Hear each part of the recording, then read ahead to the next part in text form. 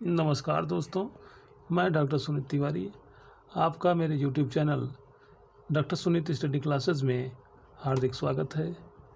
मैं आज आपको मिशन प्रेरणा प्रश्नोत्तरी में 11 प्रश्न लेके आया हूँ, जिससे प्रश्नोत्तर किए जाएंगे। जैसे इसमें पहला प्रश्न आपका है, बालक अपनी शिक्षा का प्रयोग अपने व्यवहारिक जीवन में करता है। कब करता है?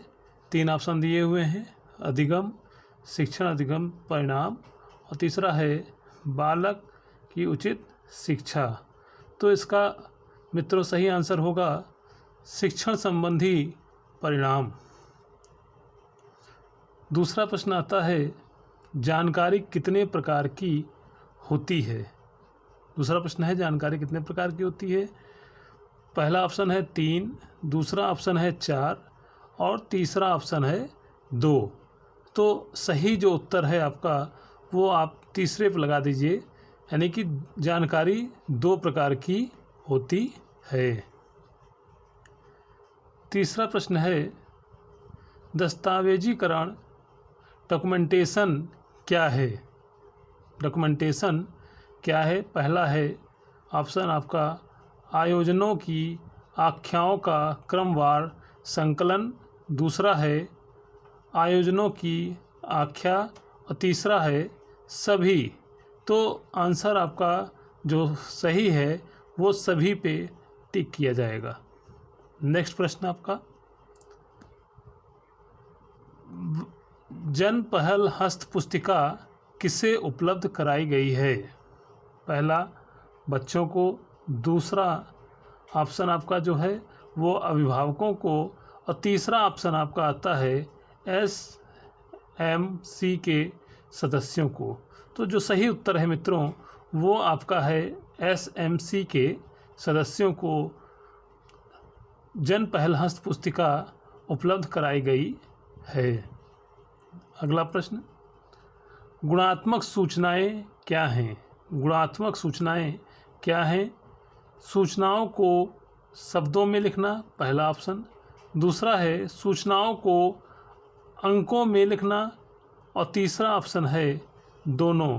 तो मित्रों इसका जो आंसर होगा वो तीसरा ऑप्शन सही है, यानी कि दोनों। सूचनाओं को शब्दों और सूचनाओं को अंकों में लिखना ही गुणात्मक सूचनाएं कहलाती हैं। अगला प्रश्न, जानकारी कितने प्रकार की होती है? तो जानकारी आपकी 3, 4, 2। तो कितनी होती है? जो सही आंसर है आपका वो 2 होती है। नेक्स्ट प्रश्न, निरंकुश नेतृत्व का सबसे बड़ा दोष क्या है?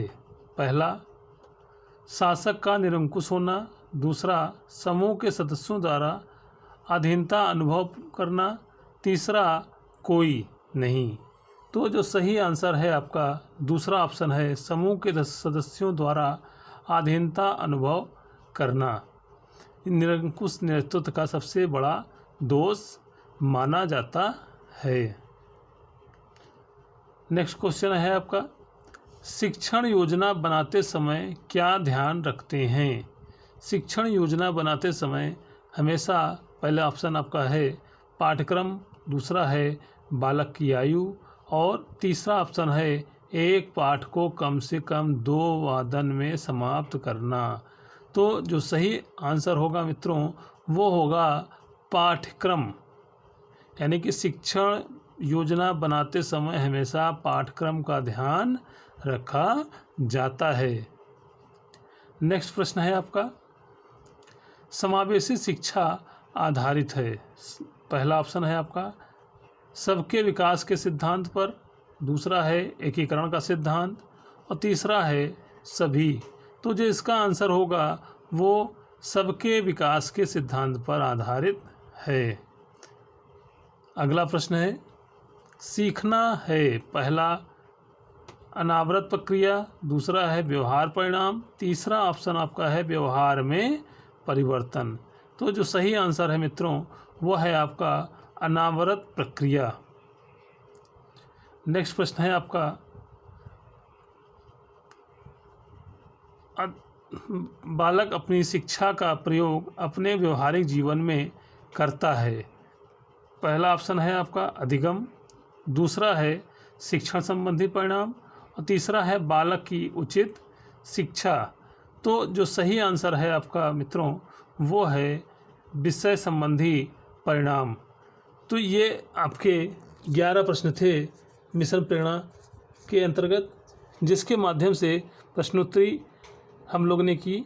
और आपका बहुत बहुत धन्यवाद, आपने पूरा सहयोग दिया, समय दिया, जिसके लिए मैं आपका बहुत बहुत आभारी हूँ।